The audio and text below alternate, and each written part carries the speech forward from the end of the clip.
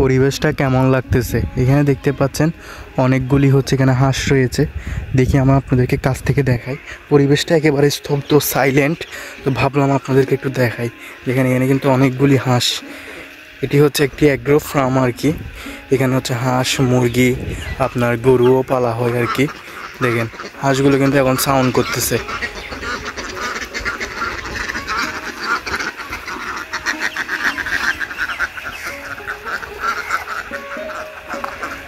হাঁসগুলো কিন্তু এখন সাউন্ড করতেছে।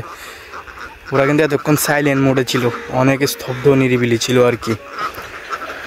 সো হ্যালো এভরিওয়ান, আসসালামু আলাইকুম। কী অবস্থা আপনাদের সবার? আশা করি আপনারা সবাই ভালো আছেন। আমি আল্লাহর রহমতে অনেক ভালো আছি।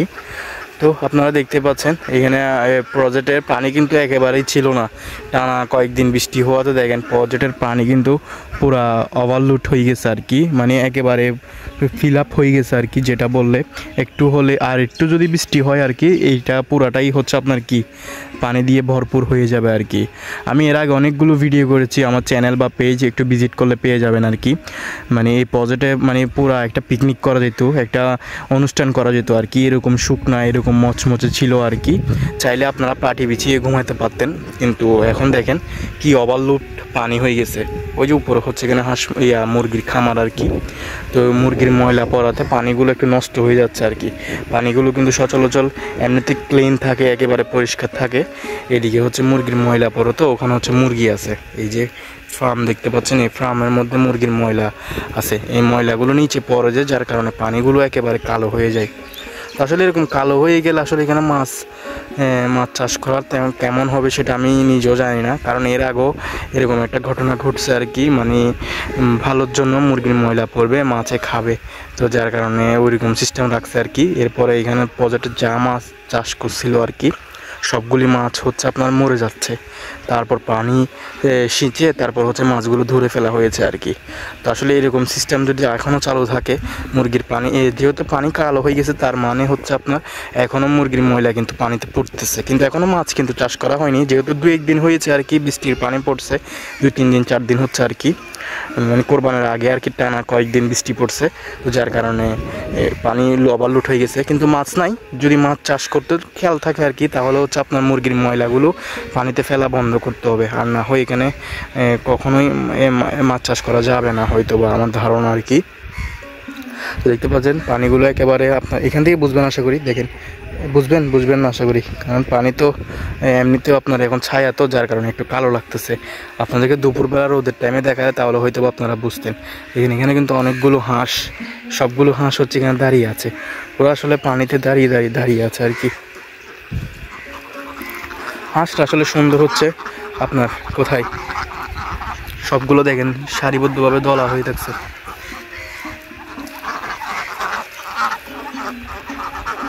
ওরাই ভয় পাচ্ছে মনে হয়, আমাকে ভয় পাচ্ছে। দেখেন পানিতে নেমে গেছে কয়েকটা।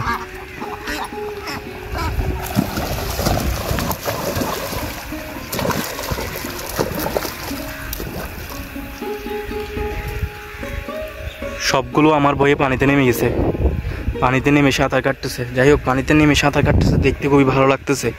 ওরা যে পানিতে সাঁতার কাটতেছে আসলে দেখে খুবই ভালো লাগতেছে। আসলে হাঁসটা সুন্দর হচ্ছে পানিতে, পুকুরে, ঠিক আছে। হাঁসটা পানিতে চড়ে বেড়াবে, এটাই তো সুন্দর হাঁসদের, ঠিক আছে না? দেখেন কতটা কিউট লাগতেছে। ওরা সবাই আমার ভয়ে, আমি কি ওদেরকে কিছু করব, কিন্তু ওরা দেখেন কোথায় চলে গেছে। ওরা পানিতে সাঁতার কাটতেছে আর কি। এখন দেখতে কিন্তু অনেক সুন্দর লাগতেছে পানিতে যে ওরা সাঁতার কাটতেছে, এটা দেখতেই খুবই আনন্দ লাগতেছে। আমি জানি না আপনাদের কেমন লাগতেছে, আমার থেকে কিন্তু খুবই ভালো লাগতেছে, আমি খুবই এনজয় করতেছি।